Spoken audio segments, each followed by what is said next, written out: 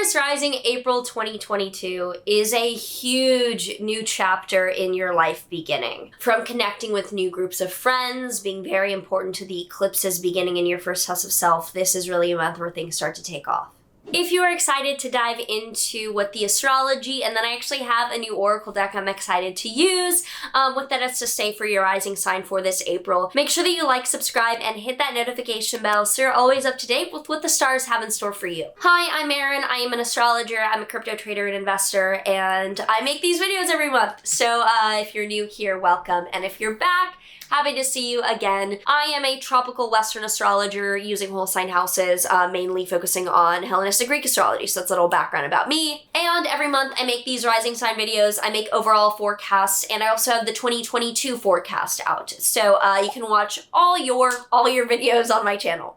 So starting on the month, on the 1st, there's a new moon in your Aries 12th house. New moons are new beginnings, and this is the start of spring, and it's in your 12th house of mental health and behind the scenes action. So it does start out on a bit quieter of a note. The new beginning is internal, but things quickly become external. When from the 4th to the 6th, Mars is conjunct Saturn in your Aquarius 10th house. Mars-Saturn is warlike aggression and fighting, frankly. It's very calculated, it's very serious, and it's in your 10th house of career. So I see this being a point of friction and conflict in your career. But then on the 6th, Venus enters your Pisces 11th house, which is beautiful. Venus is exalted in Pisces, so Venus entering Pisces brings a lot of harmony and beauty into friends that you're connecting with. And then from the 7th to the 17th, Jupiter conjoins Neptune in your 11th house, which is very dreamy, very euphoric, and looks like you could be going on a retreat or some type of joint trip with people that is extremely euphoric, extremely spiritual in nature. On the 15th, Mars does enter your Pisces 11th house, and Mars is a little bit more challenging, so second half of the month could come with a little bit more friction with friends. But on the 16th, there's a full moon in your Libra 6th house, which is a letting go or an ending of coworkers or people you spend time with. Could also be a celebration or an ending to some health issues, or like you're celebrating them ending basically. A routine, a preventative measure could be coming to a close. On the 18th, Mercury will also conjoin Uranus in your Taurus 1st house, so you could be releasing some like shocking announcements or sudden news. You could be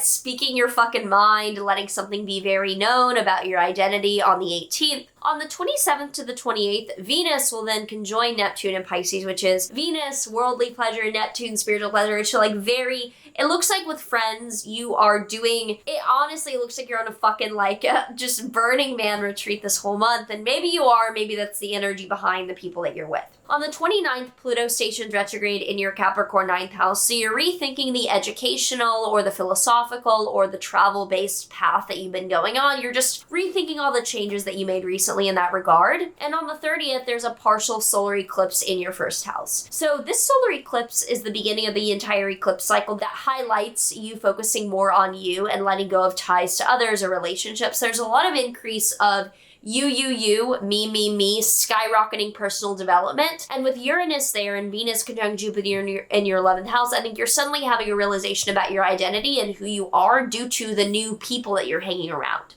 So if you have any thoughts, any news, or anything that you expect will be coming up for you for this April, feel free to let me know down below, and would love to hear what you all are doing this month. The elemental oracle deck card that we have for Taurus Risings is Fluidity Outer Core. Be fluid in your thinking. Holding on to old ideas in a rigid way is not beneficial for you. A nimble mind is a healthy mind. It is never too late to admit you were wrong or to change your mind according to new information. Word of power, volatility.